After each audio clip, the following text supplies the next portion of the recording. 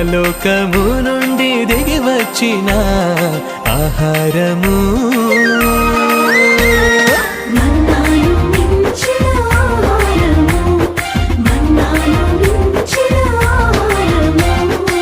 భూలోకమంతా నిరీక్షించిన ఆహారము